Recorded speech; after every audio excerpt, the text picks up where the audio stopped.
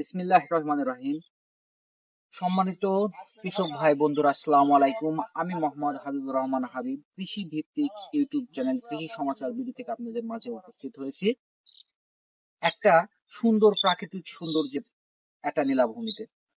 ফুল বলে প্রবাদে আছে আর কি, একটা কথাতে আছে যে ফুল বলে আর রঙে সেও না, পাখি বলে আর গান গেও না। তারই প্রেক্ষিতে প্রকৃতিতে আমরা কতই না ফুল দেখি, লাল, নীল, বিভিন্ন রকমের ফুল কিন্তু আমরা দেখতে পাই।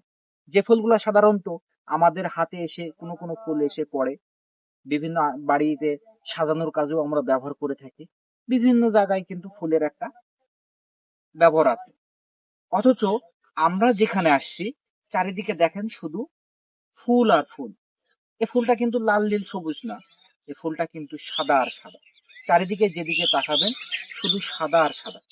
আমরা যতটুকু জানি যে ফুল সাধারণত মানুষের মনে একটা দোলা দিয়ে থাকে, মানুষের মনকে একটা সুন্দর একটা উৎফুল্ল এনে দেয়। ফুল দেখে কে না, ফুলকে কে না ভালোবাসে? সব মানুষই কিন্তু ফুলকে কিন্তু ভালোবাসে। তো আমরা যেখানে এসেছি একটা পেঁয়াজের জমিতে, পেঁয়াজের বীজের জমিতে। তো এই ফুলগুলা আমার আপনার কারোর মনে দোলা দেখ না দেখ বা না দেখ, কৃষক ভাই মোহাম্মদ রিপন হোসেন তার মনে কিন্তু ঠিকই দোলা দিচ্ছে। যদি বলেন কেন? কারণ সে যে কত যত্ন সহকারে এই জমিতে পেঁয়াজ বপন করেছে, বপন করে সে যত্ন সহকারে পেঁয়াজের কলিগুলা বড় হয়েছে। ঠিক আছে, পেঁয়াজের কলিগুলা বড় হচ্ছে, বড় হয়ে সে কিন্তু সেই কৃষক ভাইকে কিন্তু এই গাছগুলা কিন্তু এক মুঠা ফুলের শোভা দিচ্ছে, উপহার দিচ্ছে, এক মুঠো ফুল উপহার দিচ্ছে। তো সেক্ষেত্রে আমরাই বলবো যে যে যেখানে আছেন না কেন, যে যে পেশাতেই থাকেন না কেন, যে যে কাজই করেন না কেন, কাজটা যদি আপনারা যত্ন সহকারে সুন্দর করে আন্তরিকতার সহিত ভালোবাসা দিয়ে যদি কাজটা করেন, অবশ্যই তার প্রতিদান স্বরূপ আপনি একটা একমুঠো ফুল উপহার অবশ্যই পাবেন। তো সেটাই আমরা বলবো যে এই যে কৃষক ভাই পুরন্দরপুর গ্রামে মোহাম্মদ রিপন হোসেনের জমিতে আসছে আমরা। তো এই যে ফুলটা আপনারা যদি একটু দেখেন, এই ফুলটা কি সুন্দর না ফুটেছে।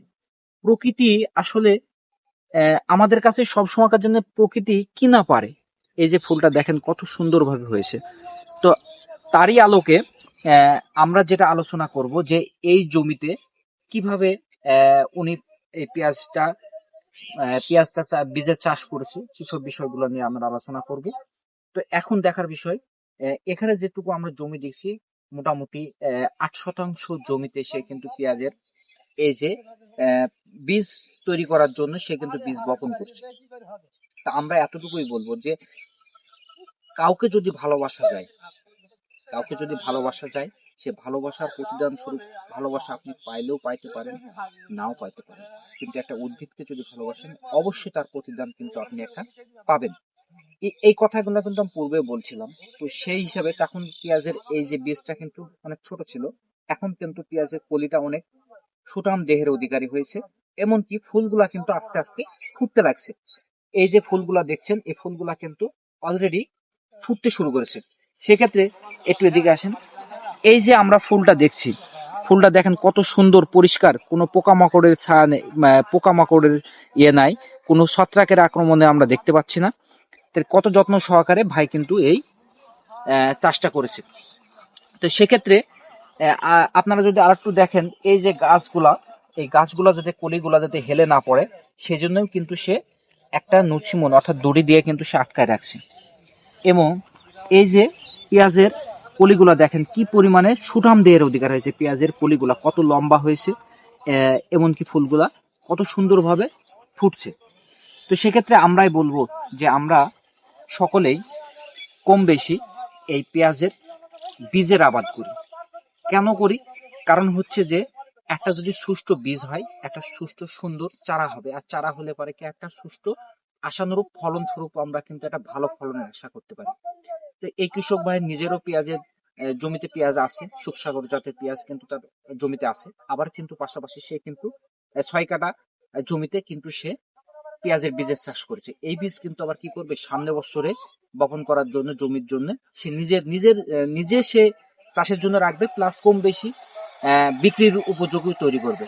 আর অবশ্যই আপনারা এটাও জানেন যে পেঁয়াজের বীজ চাষে অনেক লাভজনক একটা চাষ, কারণ বীজের অনেক দাম।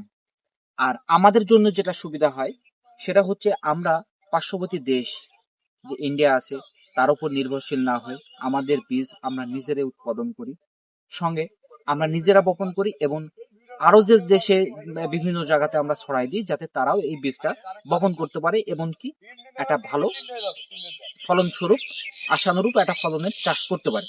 তো ধন্যবাদ, আসসালামু আলাইকুম, সকলকে ধন্যবাদ।